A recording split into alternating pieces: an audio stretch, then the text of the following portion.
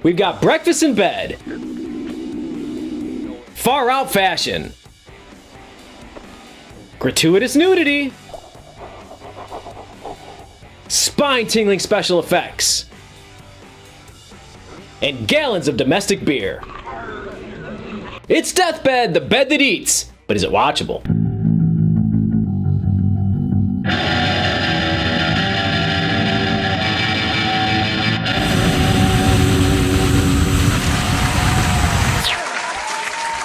Thank you to whoever recorded this track that I use in every single episode, and welcome everybody to Is It Watchable? I'm your host, Paul. Are you tired of vampires, ghosts, and zombies and wish there were more furniture-based horror options? Yeah? Well then have I got a treat for you. Coming up with original scares can be a little challenging. Outside of the standard movie fare, we've seen blobs, killer rabbits, evil snowmen, murderous cell phones, and a demonic laundry folding machine. Laundry folding machine. It's like you don't want to criticize filmmakers for coming up with new ideas, especially when we're swimming in reboots, remakes, and sequels, but you just can't look around the room and pick some random thing to make a movie about. But it looks like that's exactly what the producers of Deathbed, the Bed That Eats did. While they could have picked any number of more dangerous things you find around the house, the garbage disposal, the furnace, that rug you keep tripping on, they said, nah, we'll go with the four-poster California King. And then proceeded to make a movie so scary, it required 2 titles to contain all the horror. Deathbed, the Bed That Eats, and the movie that sucks. We open on some chewing noises over a black screen. Nearly a full minute of chewing noises over a black screen. Yeah, this is gonna be fun. Finally, a title card pops up with the word breakfast, you know, keeping with the whole eating theme. Next, we're in a cellar/bedroom of a secluded mansion that couldn't look more like a cheap set if it tried. There we see our villain, Deathbed the Bed That Eats, and meet our narrator, a ghost imprisoned behind a painting of Deathbed the Bed That Eats. I've been imprisoned behind my painting in this limbo for 60 years now since my death. Then it's time for our first 2 victims, a couple of greasy-looking 1970s young people who, upon opening the front gates, disturb Deathbed the Bed That Eats from its deep sleep. Yup. The bed sleeps, which begs the question, what if, for some reason, the bed doesn't sleep well? Does it go to a Veterans Day sale and replace itself? It's kind of meta, isn't it? Anyway, like I said, the bed wakes up. At this point, you'd be forgiven for thinking that this is a comedy.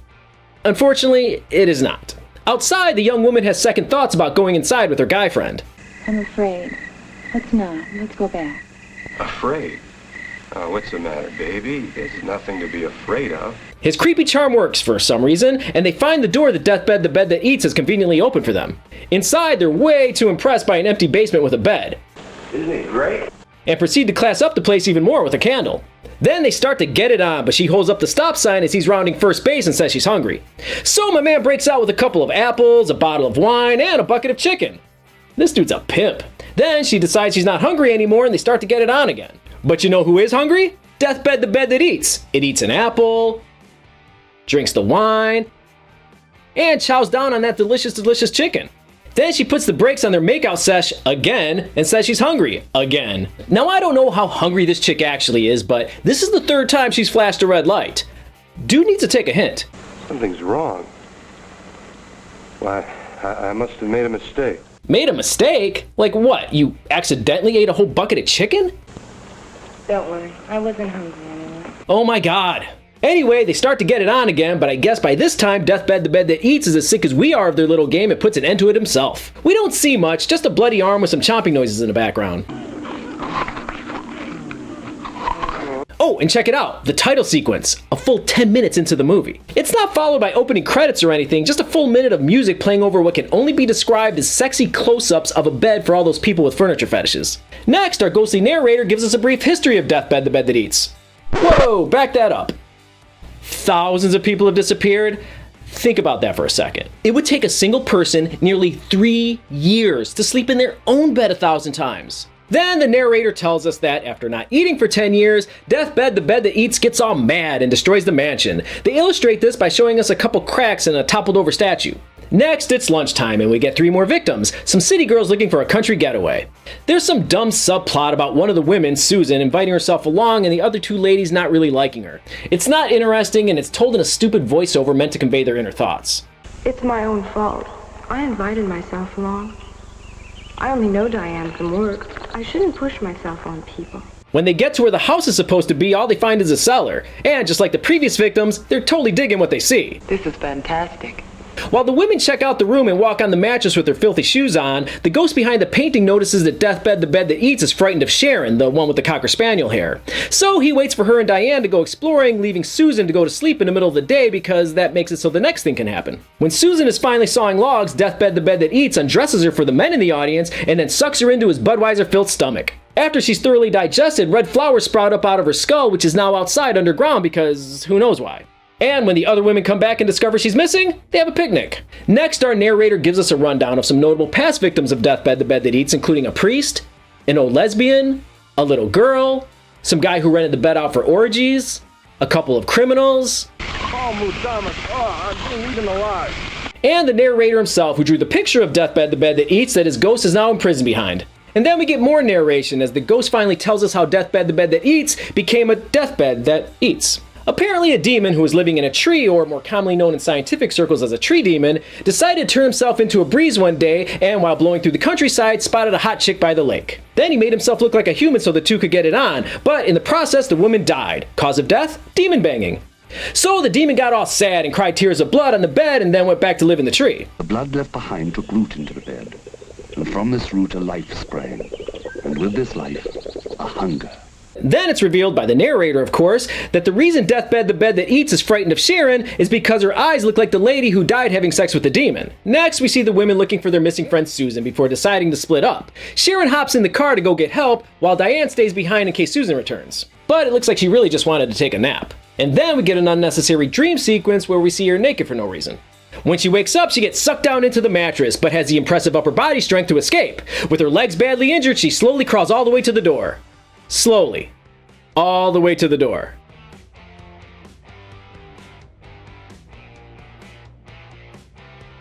Seriously, she just keeps on going.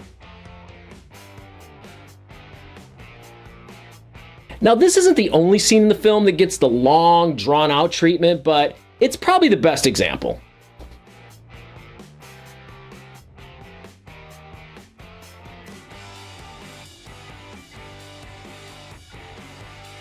I don't think I'm exaggerating when I say that the script for this movie is probably only about 30 minutes long.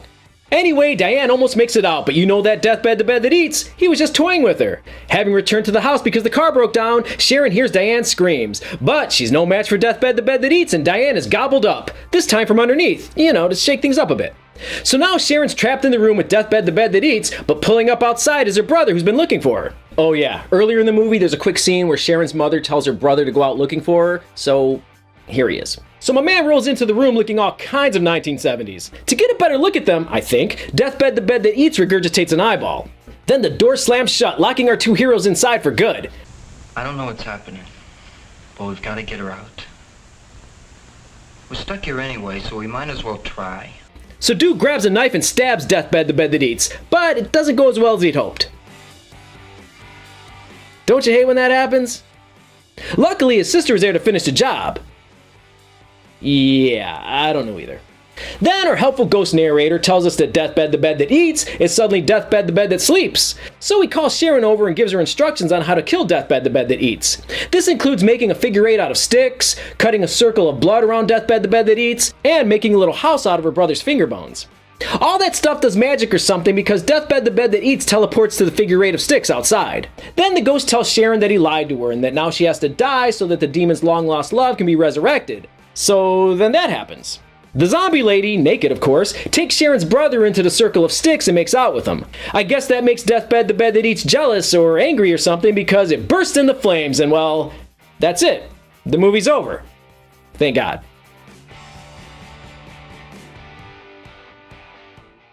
With all those decades of farts, sweat, drool, and other bodily fluids, I'm thinking Deathbed the Bed That Eats suffered just as much as the victims he ate.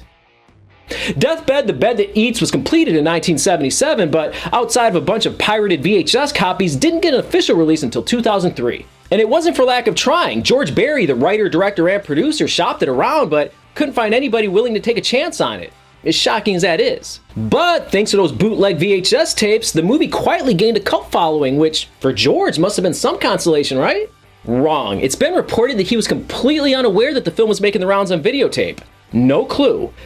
No clue for over 20 years. It wasn't until 2001 when he happened to come across a post in an internet forum that he found out that people were actually watching his film. So, armed with a couple decades of free underground promotion, Deathbed, the Bed That Eats finally got a theatrical release at the 2003 San Francisco Indie Fest and a proper DVD release later that same year. Now, had Deathbed, the Bed That Eats been released in 1977, the critical reviews would have no doubt been brutal. But today, not so much. With most reviews coming by way of online aficionados of low-budget horror and B-movies, opinions run the gamut from completely unwatchable to underappreciated masterpiece. But to be fair, it's a tough movie to review in the traditional sense. People who watch a movie with a title like Deathbed, the Bed That Eats know that Martin Scorsese had nothing to do with it, and honestly, wouldn't have it any other way. So, Deathbed, the Bed That Eats. Is it watchable? As much as it pains me, I'll give it one eyeball, but only because the premise is straight up bananas, and that alone might be enough to elicit a few giggles from those willing to sit through it. But outside the novelty of man-eating bedroom furniture, the movie's pretty unwatchable. It might have nearly worked had it not taken itself so seriously, had it been, say, more horror comedy, but with all the heavy-handed narration, inner dialogue, voiceover, and long, drawn-out shots and sequences, it plays more like art house horror, except without the art or the horror.